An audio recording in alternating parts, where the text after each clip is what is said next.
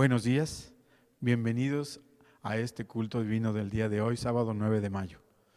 Siéntanse protegidos por Dios. Los voy a invitar para iniciar a abrir nuestras Biblias en el libro de Mateo 1:23. Les dejo este espacio, abramos nuestras Biblias. Invitemos al que está a nuestro lado para que abra la Biblia y le voy a dar lectura. Mateo 1:23.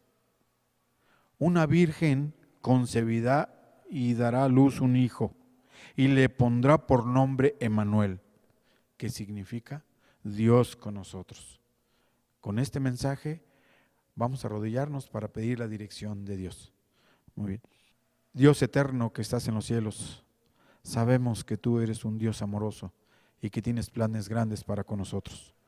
Hoy, en el mensaje de hoy, ayúdanos a sentirlo, esa seguridad, esa esperanza que no muera de nosotros a pesar de todo lo que suceda alrededor de nosotros.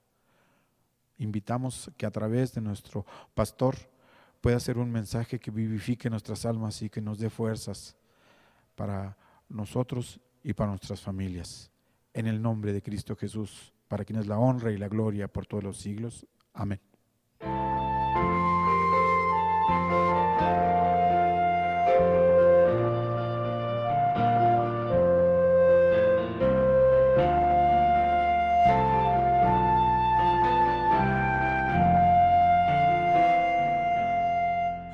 Sublime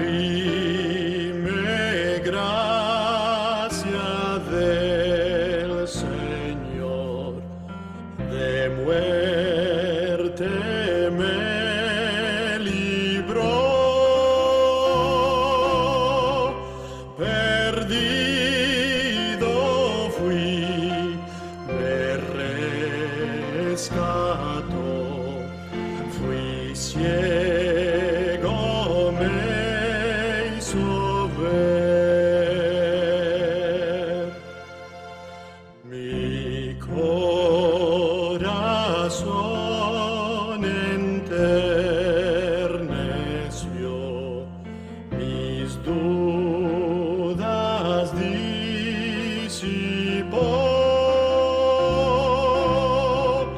preciosa fue la hora en que rendí mi vida a Él.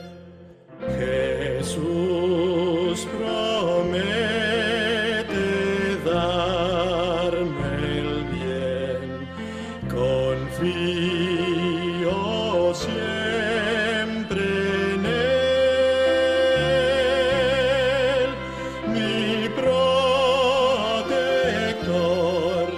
mi guía fiel, me llevará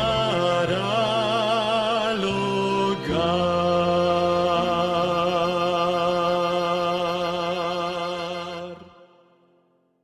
Muy buenos días y feliz sábado para todos. Ha llegado el momento que, como cada sábado tenemos, orar para interceder por nuestros pródigos ante el trono de la gracia.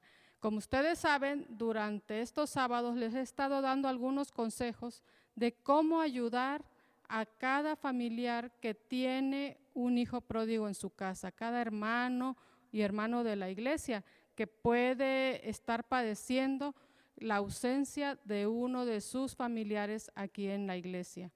He estado dando algunos consejos y ahora corresponde el consejo número 5.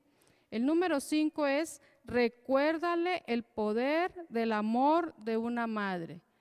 Es verdad que les voy a estar hablando más a las mujeres con respecto a este consejo, pero el consejo puede surtir efecto desde un papá, desde un abuelo, desde un tío, desde un familiar que sepa que tiene un pródigo en su casa. ¿Qué es lo que tenemos que aconsejarle a estas personas?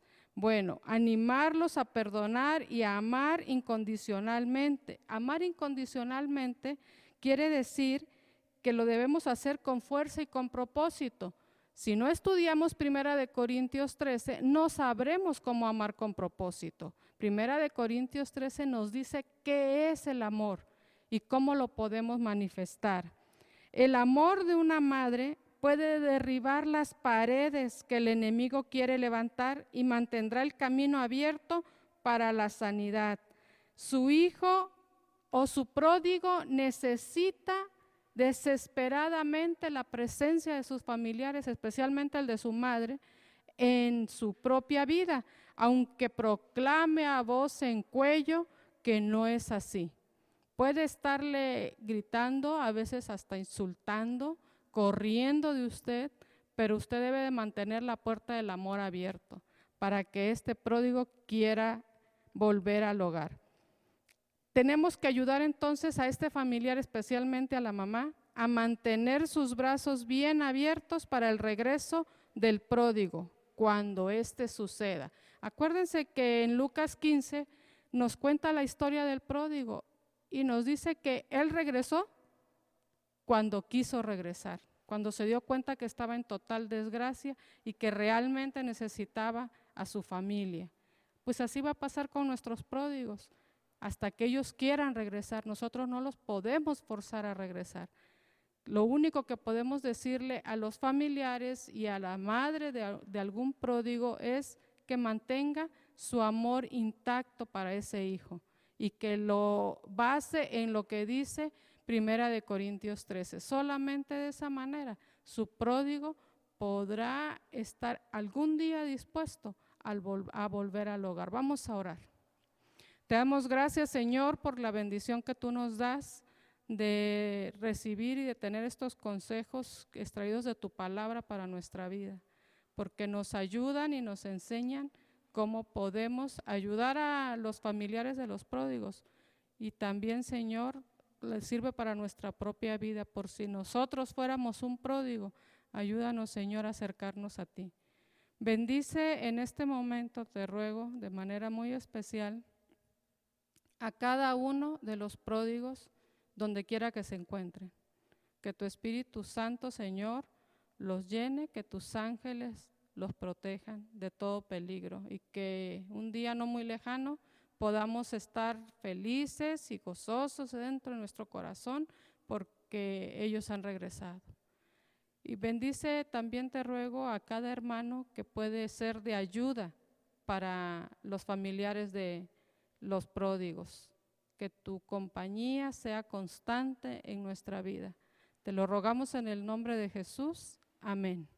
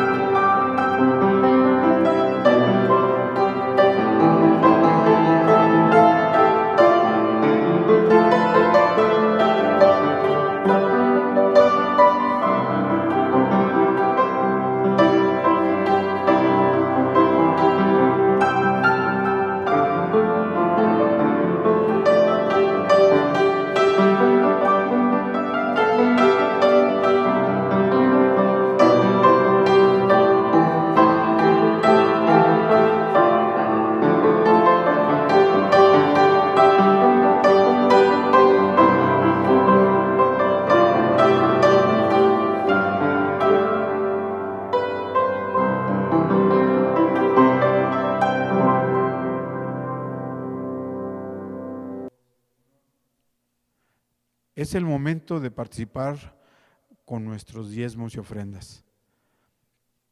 Recuerden que los diezmos pueden entregarse en una cuenta que ya se les ha dicho a todos. Y las ofrendas pueden guardarse para el primer día en que podamos reunirnos nuevamente.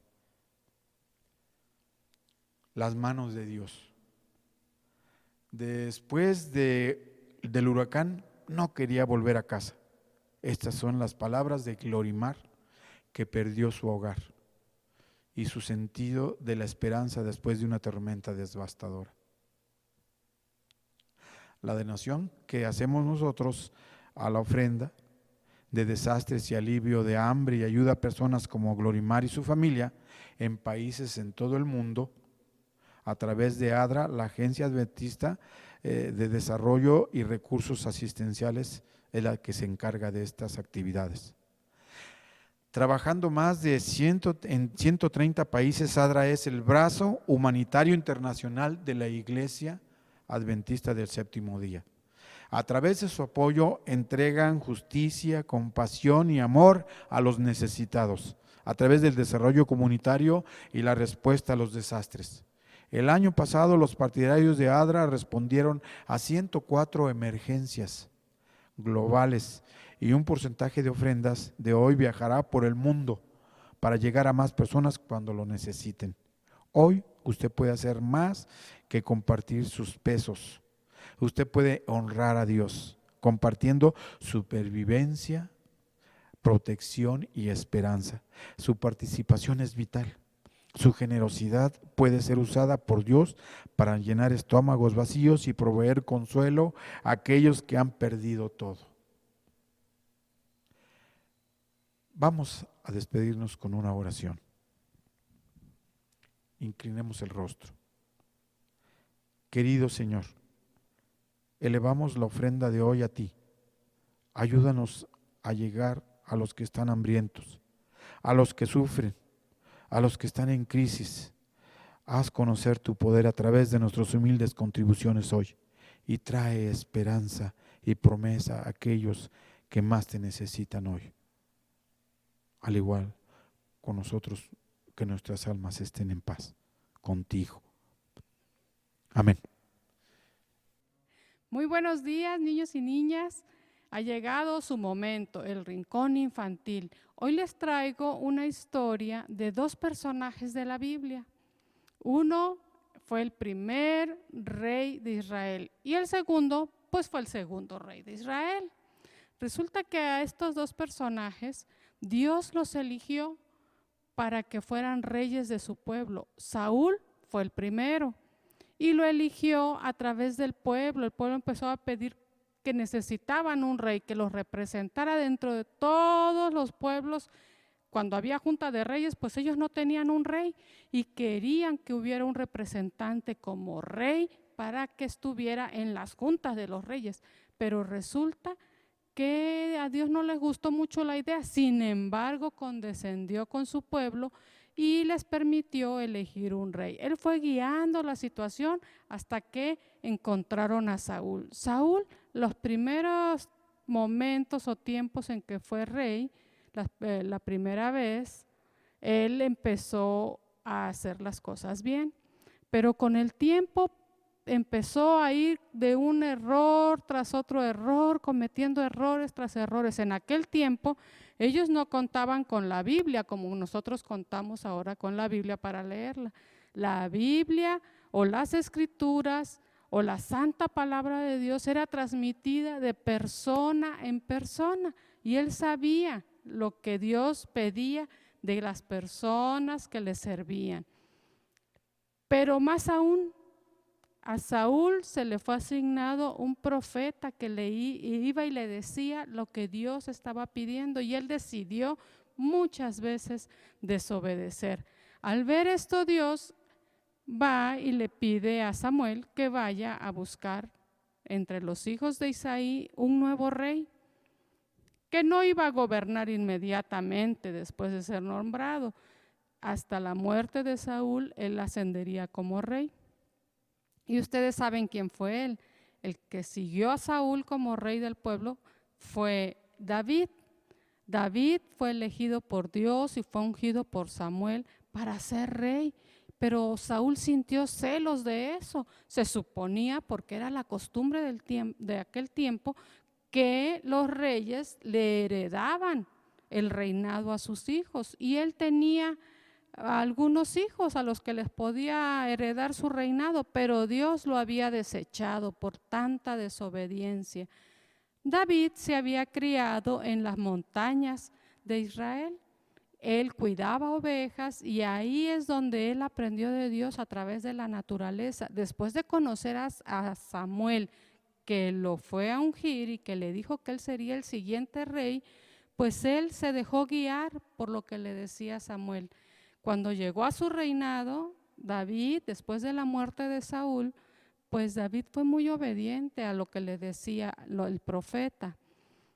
Lo que quiero resaltar aquí es que todos recibimos la palabra de Dios de alguna manera. Ustedes ahora la reciben a través del estudio de la Biblia y también la reciben a través de los cantitos que cantan en su casa seguramente ahora, pero cantaban antes aquí en los departamentos infantiles. Y también la reciben a través de sus lecciones de escuela sabática. Ustedes van conociendo qué es lo que Dios quiere de cada uno de ustedes. Pero Dios no tiene el control de cómo recibimos nosotros su palabra. Algunos, como este corazón que tengo aquí, es un corazón de piedra, algunos tienen un corazón de piedra. Y por más que estudien, por más que canten, por más que oren, han decidido, como Saúl, alejarse de Dios. Y otros tienen el corazón como de esponja, como el corazón de David. Él tuvo un corazón de esponja. Saúl tuvo un corazón de piedra. Y vamos a hacer un experimento muy sencillito. Tal vez ustedes algún día lo puedan repetir en su casa para contarle a algún familiar o amigo acerca de la Biblia y cómo la reciben algunos. Bueno, aquí voy a poner el corazón de piedra. Y en esta jarrita yo tengo agua. El agua es la palabra de Dios. Vamos a ver qué pasa con el corazón de piedra que tengo aquí, que ustedes ya conocen, ya lo vieron. Permítanme agarrar bien esto. Muy bien. Ahora sí. Miren, yo le rocío el agua y ¿qué pasa? No pasa nada con el corazón. Por más que se le diga, el agua se le resbala. No entra en su corazón para ayudar a la transformación de esa persona. Estamos pensando en Saúl, pero también estamos pensando que algunos de ustedes, niñitos, podrían ser como Saúl. Yo espero que no, porque a Saúl no le fue muy bien que digamos. Ahora voy a cambiar de plato y voy a poner el corazón que representa el corazón de David. Vamos a ver qué pasa con el corazón de David y de los que son como David.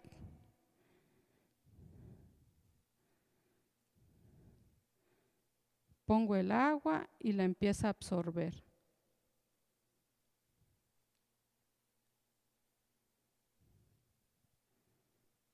Tal vez no la absorba con la rapidez que queramos, porque entre más tiempo pase en el agua, más la va a ir absorbiendo. Así es la palabra de Dios en el corazón de las personas, de los niños y de las niñas como ustedes. Poco a poco, mientras van aprendiendo, van repitiendo su versículo, van estudiando las historias, cantan los cantitos todos los días y empiezan a absorberlo y en su corazón queda. Y hay algo muy importante, miren lo que sucede.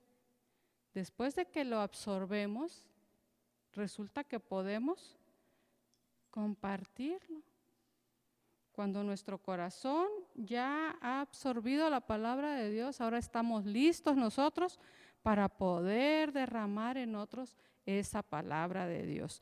Pero por más que yo exprima este corazón de piedra, no va a dar nada. Miren lo que dice la palabra de Dios con respecto al corazón. Con respecto al corazón Primero les voy a leer lo que dice con respecto al corazón de Saúl. Y no precisamente está hablando de Saúl aquí, está hablando de todos los corazones endurecidos como este que tengo aquí. Dice aquí, en Proverbios 28:14 dice, dichoso el que siempre teme al Señor, pero el de duro corazón caerá en infortunio. Eso fue lo que le pasó a Saúl. Endureció su corazón, no quiso obedecer y cayó en infortunio. Pero veamos ahora qué dice de los que tienen un corazón como el corazón de David. En el Salmo 119 dice así, y lo dice David, yo te busco con todo el corazón, no dejes que me desvíe de tus mandamientos. Eso era lo que él pedía todos los días para su vida. Y así es como él pudo hablar a otros con sabiduría y compartir. Pero quiero que también escuchen lo que les voy a leer, lo que dice el profeta Jeremías en el capítulo 17, los versículos 9 y 10. Si tú crees que puedes engañar a Dios, que puedes fingir que eres un niño obediente, pues te doy la noticia de que a Dios nadie lo puede engañar. Puedes engañar a tu papá, puedes engañar a tu mamá y a todos los que te rodean. Y en la soledad, tú hacer otras cosas que no están de acuerdo a lo que Dios te pide.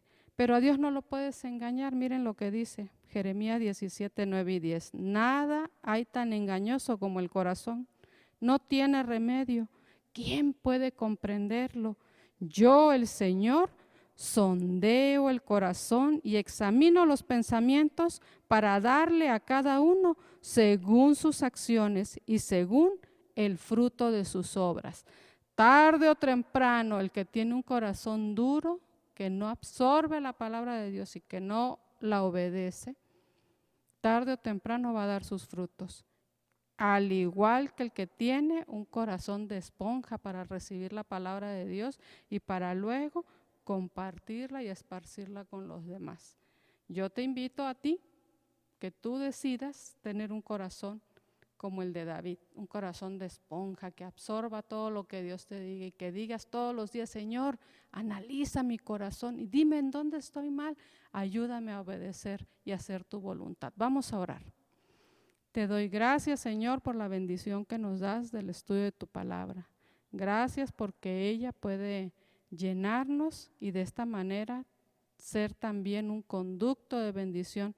Nosotros, al tenerla en nuestro corazón como la esponja, podamos repartirla con todos aquellos que nos rodeen en buenas acciones y compartiendo a Jesús. Ayúdanos a no tener un corazón de piedra como fue el corazón de Saúl. Él empezó bien, pero terminó mal. Finalmente, lo que leímos al final dice que tú conoces el corazón de cada uno, que tú no puedes ser engañado. Nosotros podemos engañarnos a nosotros mismos, pero tú no puedes ser engañado. Ayúdanos entonces, Señor, a no ser engañados por nuestro propio corazón. Y ayúdanos a decir todos los días lo que dijo David. Analízame, Señor. Fíjate en mi corazón. Ayúdame para que yo pueda hacer tu voluntad y no la mía. En el nombre de Jesús, amén. Feliz sábado, hermanos. Qué gusto poder saludarnos nuevamente para celebrar este culto de adoración a nuestro Dios en la modalidad Mi Casa, Mi Iglesia, por lo menos por un mes más, pero felices de poder saludarles, porque sé que en medio de esta crisis tenemos esperanza en el Señor Jesús. Agradecemos que ustedes puedan compartir este mensaje también con sus familiares, con sus amigos, que ellos también puedan tener esperanza como nosotros la tenemos. El título del mensaje de este momento es Dios con nosotros, Dios con nosotros. Y el texto con el cual vamos a iniciar está en Mateo capítulo 1 y verso 23. Les invito a abrir la palabra del Señor y extraer de ella todo el mensaje que vamos a compartir. Mateo capítulo 1, verso 23 dice: una virgen concebirá y dará a luz un hijo, y le pondrás por nombre Emmanuel, que significa Dios con nosotros. Vamos a hablar de la persona más sublime y más hermosa que ha existido en este mundo. Hablaremos de nuestro Señor Jesucristo. En los temas anteriores hemos hablado de David, hemos hablado de Moisés y hemos comentado que la única manera más especial que Dios tiene para hablarnos, además de la naturaleza, es a través de personas. Pues hoy nos toca hablar de esa persona más maravillosa que es nuestro Señor Jesucristo. La Biblia dice que su nombre sería Emmanuel, que traducido es Dios con nosotros. Esta palabra viene del hebreo y es traducida al griego y nos llega a nosotros como Emmanuel, que significa Dios entre nosotros. Emmanuel es un título apropiado para describir la misión de nuestro Señor Jesucristo. ¿Cuál era el propósito de su venida? En el corazón del ser humano, en el corazón de los hombres, sin distinción de raza o posición social, hay un indecible anhelo de algo que quisieran poseer, pero que no lo tienen. Este anhelo es implantado por Dios en el corazón del hombre, que buscara siempre, cada día, lo que es mejor, sobre todo el deseo del hombre de conocer a Dios. Eso fue implantado en el corazón por nuestro Dios. Así que en vano procuran los hombres satisfacer entre sus deseos, buscando placeres, riquezas, la comodidad, la fama y el poder. Es el propósito de este sermón, presentar a Jesucristo como aquel en quien podemos satisfacer todos estos anhelos, todas estas necesidades. El libro de Ageo, el capítulo 2 y el verso 7 dice lo siguiente, Ageo 2:7: haré temblar a todas las naciones y vendrá el deseado de todas las gentes y llenaré de gloria esta casa, ha dicho Jehová de los ejércitos. Ageo nos dice que vendría el deseado de todas las gentes. ¿Les parece conocido este título? Pues hay un libro escrito por Elena de White que lleva ese nombre, el deseado de todas las gentes. Así como Dios puso en el nombre el anhelo de buscar cosas mejores y no las puede llenar o cumplir todo lo que Él quiere, llegamos a la conclusión que el único que puede llenar el vacío del corazón del hombre es el deseado de todas las gentes, y este es nuestro Señor Jesucristo. Se han escrito muchos libros acerca de la vida de Cristo. Sin embargo, quiero decirles que ni siquiera se ha dicho aún la mitad, y mucho menos pretendo en este sermón, en media hora, poder decir todo lo que se conoce de Cristo, porque Él es desde la eternidad. Por eso quiero rogar la bendición del Altísimo para que Él nos acompañe en este sermón y la presencia del Espíritu Santo haga de estas palabras que vamos a pronunciar para que podamos a través de esas palabras conocer más al Padre y a Jesucristo. Oremos. Querido Padre que estás en el cielo y en todo lugar, hoy tu iglesia en medio de esta crisis manifiesta esperanza en ti y nos reunimos este sábado para glorificar tu nombre y pedimos la unción de tu Santo Espíritu, porque hablaremos de cosas tremendas, extraordinarias, poderosas, y lo hacemos en el nombre de Jesús. Amén. En cierta ocasión, después de terminar un sermón en una iglesia, alguien se me acercó y me dijo: pastor, predique más de Jesús. Y se despidió. Me quedé pensando, ¿por qué me había dicho eso? Yo he llegado a comprender que toda la Biblia, desde el Génesis al Apocalipsis, se presenta a Jesús, el autor y consumador de la fe. Por eso cuando hablamos del Génesis o otros libros de la Biblia, no estamos hablando de otra persona, sino del Padre, del Hijo y del Espíritu Santo. Hoy continuamos hablando acerca de Jesús. Y entonces nos hacemos una pregunta: ¿quién es Jesús? ¿Qué dicen las Escrituras de Él? Es mejor abrir la Biblia y poder encontrar en ella qué dice la Biblia de Jesús. Número 1,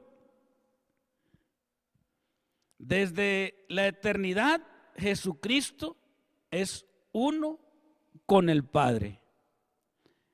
Este sermón está basado en el libro de Deseo de todas las gentes, pero de manera muy especial en el Evangelio según San Juan, el capítulo 17, y quiero que allí mantengamos por un momento abriendo nuestra Biblia y extraer este mensaje tan importante.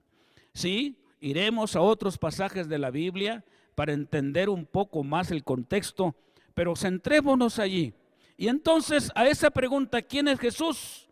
La Biblia responde: desde la eternidad, Jesucristo es uno con el Padre, la imagen de Dios, el resplandor de su gloria.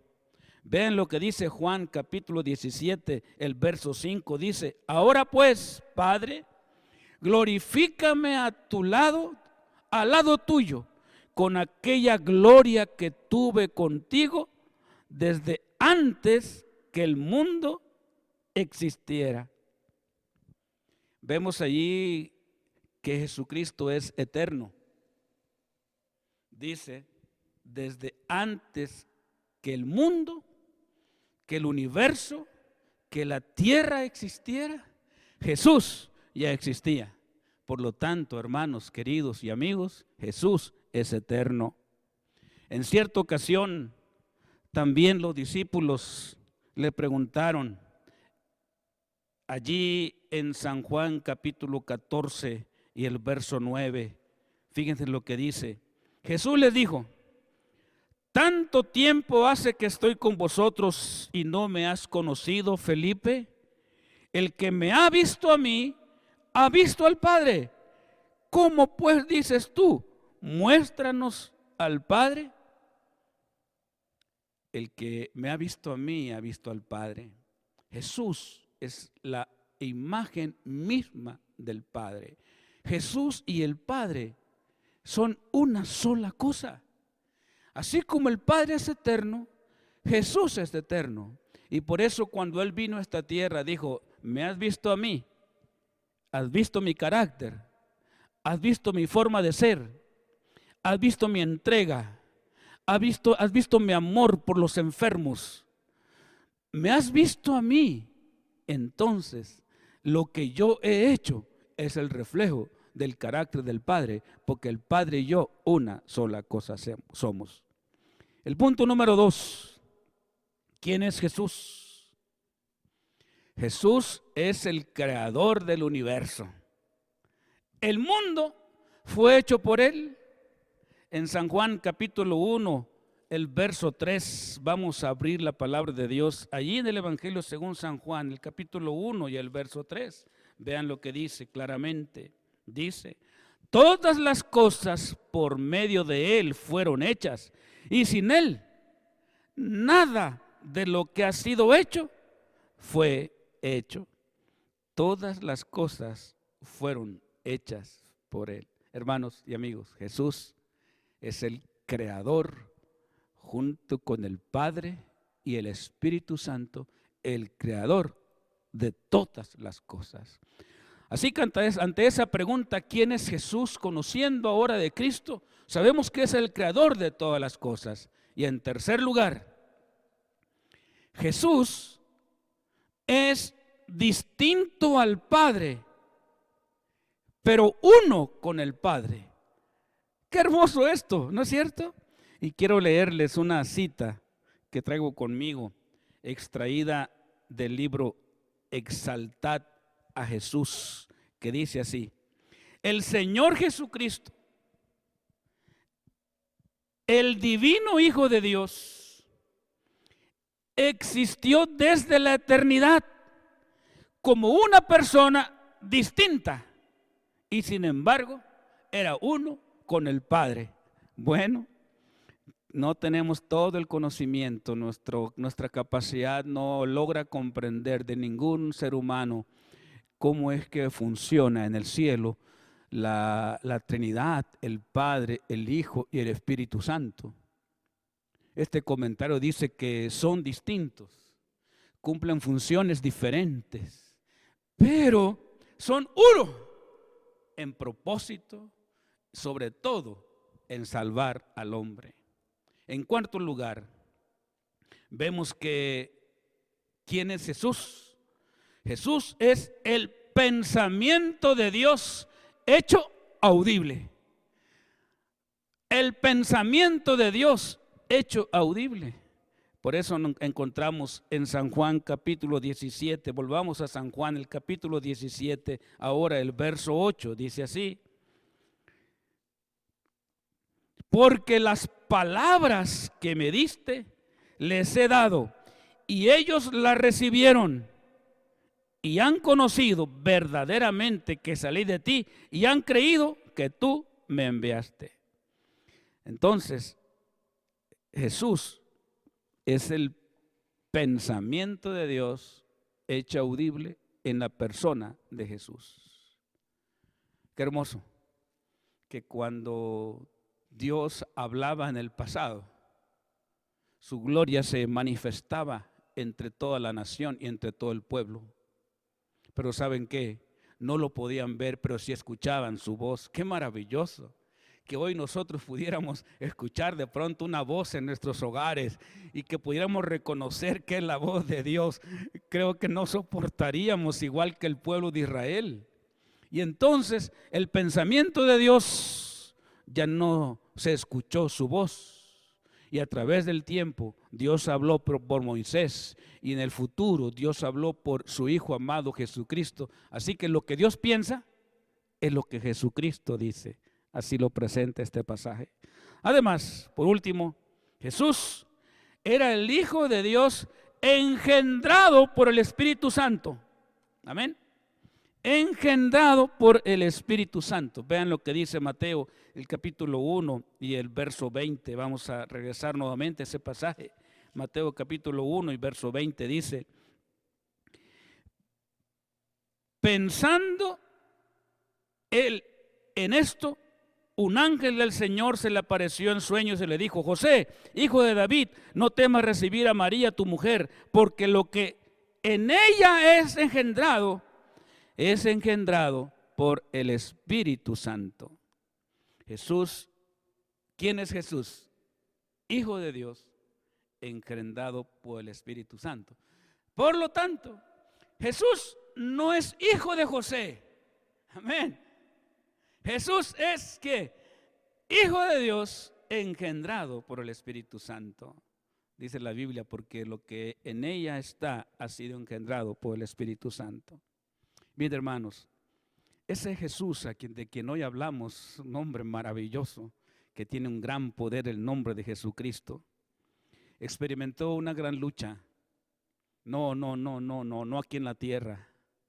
Primero su gran lucha fue en el cielo. Y para poder entender mejor su ministerio, es bueno hacer un breve recorrido de esta historia extraordinaria que tristemente empezó en el cielo con el pecado que se colocó en el corazón de Lucifer y hoy ha hecho tanto estrago, pero hoy tenemos esperanza en Jesús. Compartamos un poco acerca de esta lucha en el cielo. Dice Apocalipsis, el capítulo 12, versos 7 al 9, que hubo una gran batalla. ¿En dónde? Hubo una gran batalla en el cielo. Esta batalla fue entre Miguel y sus ángeles que lucharon contra Satanás, contra el dragón.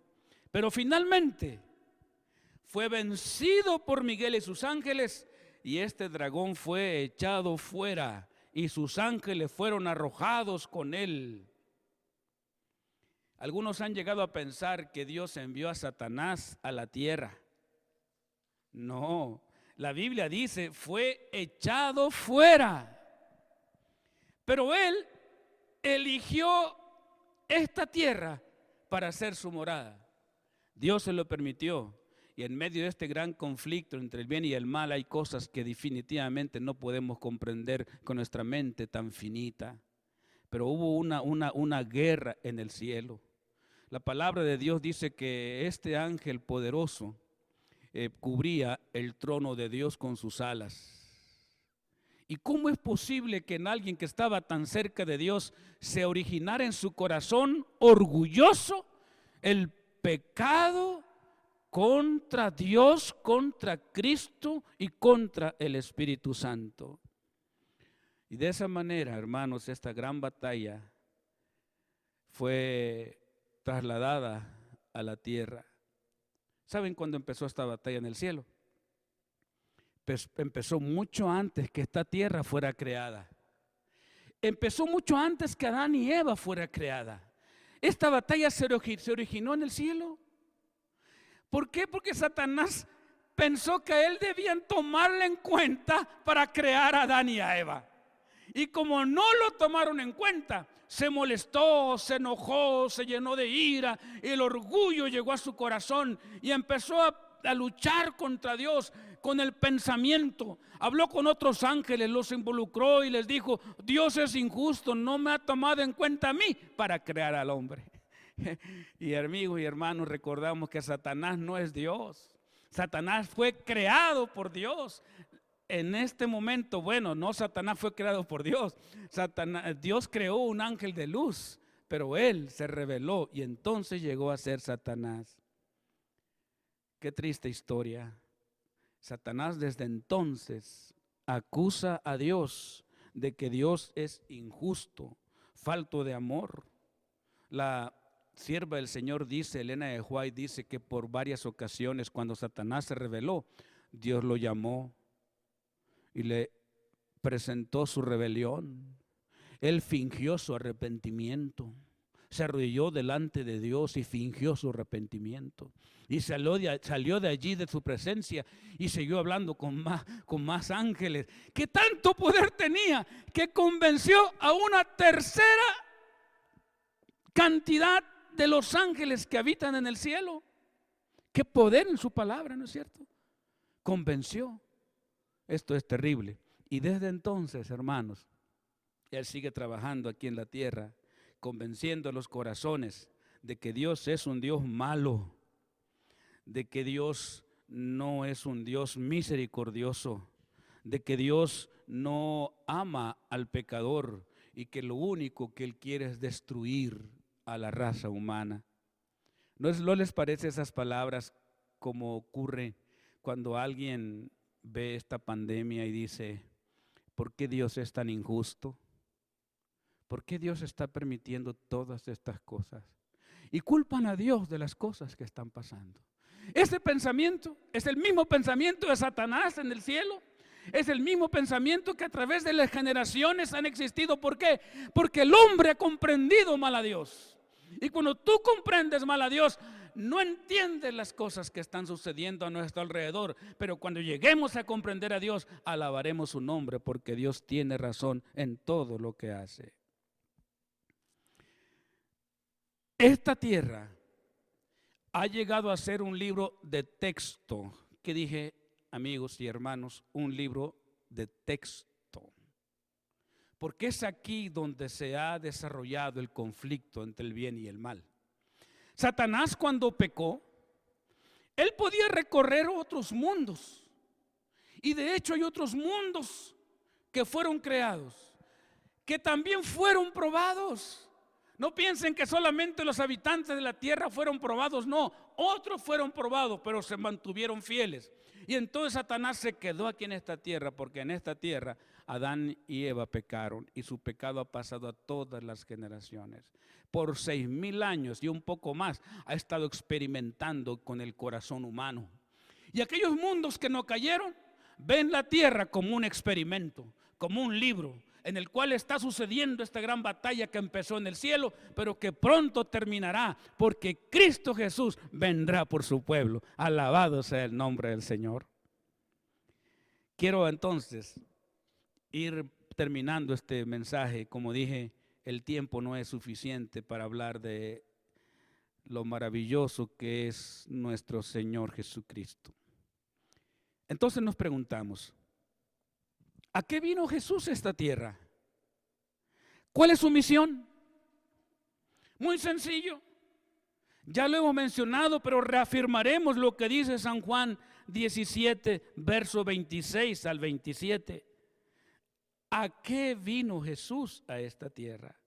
Abran sus Biblias, amigos y hermanos, en sus hogares, porque hay poder en estudiar la Biblia.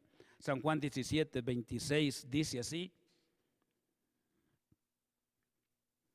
les he dado a conocer tu nombre y les daré a conocer aún, para que el amor con que me has amado esté en ellos y yo en ellos. Cristo vino, hermanos, su misión, a revelar el carácter del Padre, porque fue mal comprendido, porque fue mal entendido, porque Satanás se ha dedicado a distorsionar el carácter de Dios. Vino a decirnos que Dios es amor. Dios es amor, dice un coro, ¿verdad? La Biblia, ¿qué? Lo dice. Dios no llegó a ser amor porque pecamos.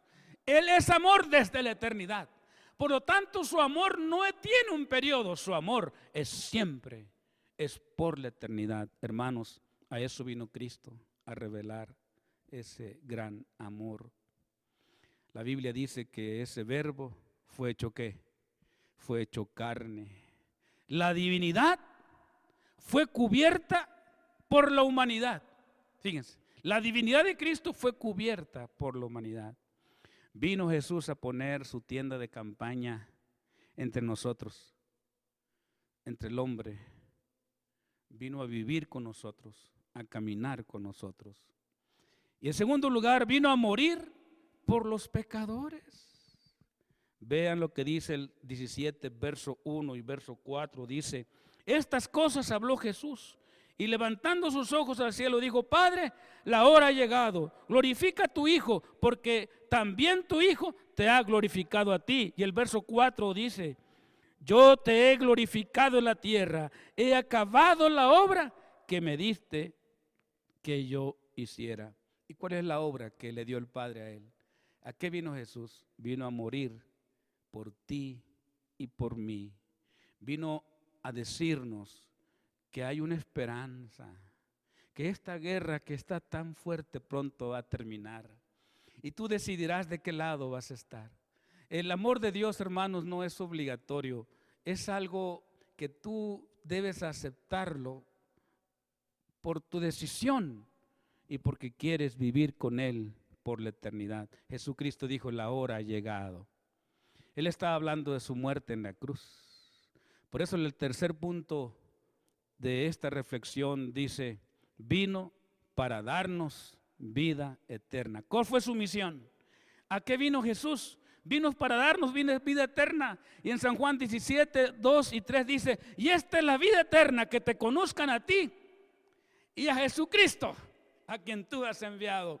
La vida eterna no es para empezar a vivirla cuando venga por segunda vez. La vida eterna es hoy, si tenemos a Cristo en el corazón. Entonces no tenemos nada que temer, porque el ser humano siempre está buscando algo mejor, y lo mejor que podemos buscar, porque todo se va a quedar aquí, es la vida eterna. Pero esta vida eterna no es así nada más tan sencilla. Bueno, sí es sencilla. Es conocer quién es Dios, conocer quién es Jesucristo, y entonces ya empezamos a tener vida eterna. Jesús vino a darnos esperanza de un mundo nuevo. Así como dice el letrero que tenemos aquí, esperanza en medio de la crisis. Jesús vino a darnos esperanza de que hay un mundo mejor. San Juan 17, 24 dice: Padre, aquellos que me has dado, quiero que donde yo estoy, también ellos estén conmigo, para que vean mi gloria, la gloria que me has dado. ¿Cuál es el deseo de Cristo, hermano? Que no quiere estar solo en el cielo. Amén. El deseo de Él es que tú y yo tengamos el anhelo más grande que ha puesto en nuestro corazón, de cosas mejores. Y las cosas mejores están por venir. Si has llegado a pensar que ya se acabó todo con este problema de la pandemia, no, está por venir, y ya pronto, muy pronto, se cumplirá el gozo de Jesucristo, de ver a los redimidos en el reino de los cielos. A ti y a mí, yo estoy orando porque tu corazón y el mío se pueda entregar a Cristo, porque Él vino a buscar, dice, y a salvar lo que se había perdido, a cumplir una misión tan importante. Todo esto que te he hablado sigue siendo parte de un gran misterio, porque el plan de la salvación es un gran misterio. Dice Romanos 16, 25, que este misterio estaba escondido en la mente de Dios desde tiempos eternos. Amén. Escondido el plan de la salvación en la mente de Dios mucho antes que el hombre fuera creado. Hermanos, Dios no fue tomado por sorpresa. Dios tampoco ordenó que el pecado existiera, que la muerte existiera, pero sí lo que hizo fue prever su existencia. Y por eso Cristo, ¿qué vino a hacer? A revelar lo que estaba en la mente de Dios. ¿Y qué estaba en la mente de Dios revelado? Que el hombre un día fallaría, pero si fallaba, había un plan maravilloso de salvación. Este es un gran misterio, hermanos. El plan de salvación es un gran misterio. Juan 3:16, qué texto más hermoso, muy conocido. Porque de tal manera amó Dios al mundo, que ha dado a su Hijo unigénito, para que todo aquel que en Él crea no se pierda, mas tenga vida eterna. Desde antes de la fundación del mundo, Dios ya había entregado a su Hijo amado. Desde antes de crear la tierra, desde antes de crear a Adán y Eva, ya en el cielo, el Padre lo había entregado.